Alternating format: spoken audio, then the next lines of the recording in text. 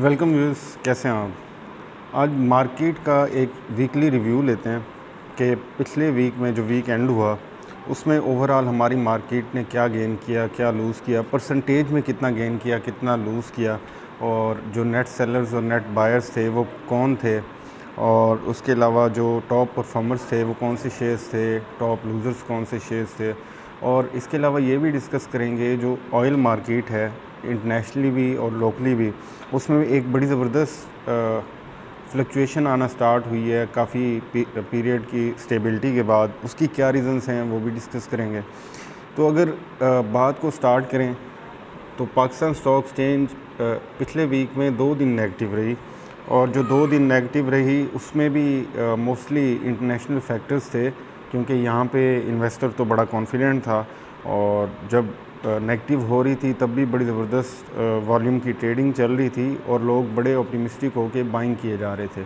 तो जो international factors थे, सबसे पहले ऑयल में बड़ी ज़बरदस्त एक रिसेशन थी, एक मंदी थी, और कुछ इंडिया चाइना बॉर्डर स्पैट थे जो इंडेक्स को नीचे की तरफ लेके जा रहे थे पूरी दुनिया में। और थोड़ी सी एक डिप्रेशन और थोड़ा सा इन्वेस्टर का जो क्रोड हुआ कॉन्फिडेंस, वो यूएसए की तरफ से भी था उन मार्केट्स में। ये वीक ज़्यादा नेगेटिव रहा, और उसमें क्योंकि इलेक्शंस भी इम्पेंडिंग हैं, आने वाले हैं, तो ये सारे फैक्टर्स रहे उसमें। और अगर बात करें कि क्या हुआ उसके बाद इस वीक में ऐसा, तो इंटरनेशनल मार्केट का उससे पहले जैसे मैंने बताया डाउ एंड एस&पी बड़े नेगेटिव मूड में थे। तो लेकिन लास्ट डे भी हमने जब देखा, जब रात को जब लास्ट सेशन था, तो उसमें स्टार्ट पे बड़ी एक रिसेशन मोड चल रहा था, और जो एस&पी और डाउ थे ये तकरीबन 400-500 पॉइंट्स नेगेटिव थे। लेकिन फिर ना सिर्फ लगता है वहाँ का इन्वेस्टर भी बड़ा कॉन्फिडेंट है, और वो अभी रिसेशन के मोड में मार्केट को जाने नहीं दे रहा। बड़ा ज़बरदस्त एक इनफ्लो हुआ फंड्स का वहाँ पे, और इंडेक्स पॉजिटिव में फिर बंद हुआ। तो ये बड़ी ज़बरदस्त एक पोजीशन है।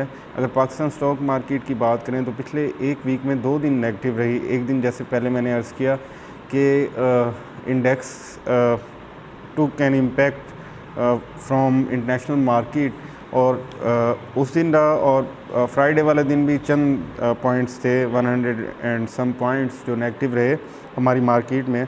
तो it's not a big deal overall. अभी हमारी जो शॉर्ट टर्म आउटलुक है दैट इज़ स्टिल पॉजिटिव, और इन्वेस्टर बड़े वाइब्रेंट मूड में है।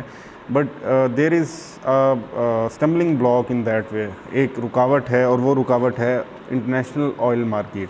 इंटरनेशनल ऑयल मार्केट क्यों है, इसकी थोड़ी सी रीज़न को ऐसे देखेंगे कि जो हमारे डोमेस्टिक फैक्टर्स हैं और जो इंटरनेशनल फैक्टर्स हैं, इनको मिक्सअप करके देखते हैं। सबसे पहली जो रीज़न है कि वो ये है कि एक तो प्राइसेस वैसे ही डाउन है। दूसरे नंबर पे जो फ्यूचर है नेक्स्ट मंथ का, अक्टूबर का, वो काफ़ी नीचे है, काफ़ी डाउन है। अगर करंट पोजीशन से उसको मैच करें तो वो नेगेटिव में है। तो क्योंकि जो KSA है, किंगडम ऑफ सऊदी अरेबिया, उसने फ्यूचर्स के लिए काफ़ी नीचे रेट्स को ले हैं, ऑयल के रेट्स को। और डोमेस्टिक, ये इंटरनेशनल फैक्टर्स हो गए। डोमेस्टिक फैक्टर्स की बात करें तो उसमें गवर्नमेंट 7% OGDC और PPL के 10% शेयर्स ऑफलोड करने के मूड में, और इससे एक बड़ी ज़बरदस्त मंदी की सिचुएशन क्रिएट हो सकती थी। क्योंकि लास्ट टाइम जब गवर्नमेंट ने PPL के किए थे तो ये काफ़ी नीचे मिला था, OGDC भी काफ़ी नीचे मिला था, लेकिन इसको थोड़ा सा स्टेमी किया, थोड़ा रोका। जो PPL के कुछ रिज़र्व्स मिले हैं, गैस रिज़र्व्स, ये पॉजिटिव न्यूज़ आई तो थोड़ा सा हुआ। अब अगर पूरे वीक की समरी देखें तो इसमें ऐसे है, इंटरनेशनल जो ऑयल है इसने जो 36 से भी नीचे चला गया था, फिर अभी 37 पे चल रहा है।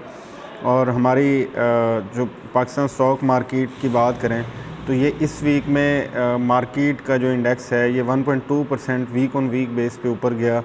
जो बैंक्स हैं ये 2% इनके शेयर्स ऊपर गए, ओवरऑल क्यूमुलेटिव सेक्टर बेस पे देख रहे हैं। सीमेंट्स 3% ऊपर गए, ऑयल सेक्टर -2.5% नीचे गया, और रिफाइनरीज 15% अप हुई, इंश्योरेंस 6% अप हुई, वनस्पति केमिकल्स एंड ऑटोमोबाइल्स 2.5% डाउन हुई। और अगर ये देखें, जैसे मैंने स्टार्ट पे कहा था कि इस पे भी नज़र डालेंगे, तो फॉरेनर्स थे नेट सेलर्स, और जो उन्होंने नेट सेलिंग की, जो प्रॉफिट टेकिंग की, उसके बाद जो उनकी नेट सेलिंग हुई that went to 4.3 million dollars. और जो कंपनीज़ हैं, बिग कंपनीज़, उन्होंने भी नेट सेलिंग की, और उनकी नेट सेलिंग थी वॉपिंग 16.7 million dollars. Individuals net buyers थे, और इनका जो नेट इनफ्लो है ये है 22.8 मिलियन डॉलर्स। म्यूचुअल फंड भी नेट बायर्स हैं 8.5 मिलियन डॉलर्स के साथ। अगर शेयर्स की बात करें, कौन से शेयर्स ने ज़्यादा अच्छा परफॉर्म किया, टॉप पे बाइको रहा, वीक ऑन वीक बेस पे 27% अप, वीक ऑन वीक बेस पे। Systems 12% week on week base पे। और जो ऐसे पॉपुलर शेयर्स जो डाउन हुए, सीमेंट को मैंने 2 शेयर्स उठाए जो वीक ऑन वीक बेस पे डाउन हुए। पायनियर सीमेंट 8% डाउन हुआ, और मेपल लीफ 5% डाउन हुआ। तो इसके अलावा जो, जैसे मैंने एक बार जब प्रीवियस इस तरह का सेशन किया था उसमें रीज़न डिस्कस की थी कि एक थोड़ी एक डिस्पोनेंसी थी इन्वेस्टर्स में वर्ल्ड वाइड, वो ये थी कि जो लद्दाख था और अरुणाचल प्रदेश के बॉर्डर्स थे इंडिया और चाइना के, that was becoming a flash point between two nuclear rivals. लेकिन उसमें थोड़ी सी अब वो they have load they anti for वार, और वो ऐसे हुआ कि मॉस्को में जो शंघाई कोऑपरेशन ऑर्गेनाइजेशन का भी एक मीटिंग हुई फॉरेन मिनिस्टर्स की, उसमें मॉस्को ने बड़ा अच्छा एक रोल प्ले किया, और दोनों नेबर्स ने they agree to bring down the heat a bit, और इंडिया और चाइना ने। तो ये एक अच्छी न्यूज़ है, और इसके काफ़ी अच्छे असरात हो सकते हैं मार्केट पे। ऑयल मार्केट की जैसे हम बात कर रहे थे, तो ये फ्यूचर काफ़ी लोअर रेट्स पे हैं। ये कुछ इंपॉर्टेंट फैक्टर्स थे that I thought of bringing in your attention, ताकि आपको आने वाले दिनों में मार्केट का सही से अंदाज़ा हो सके।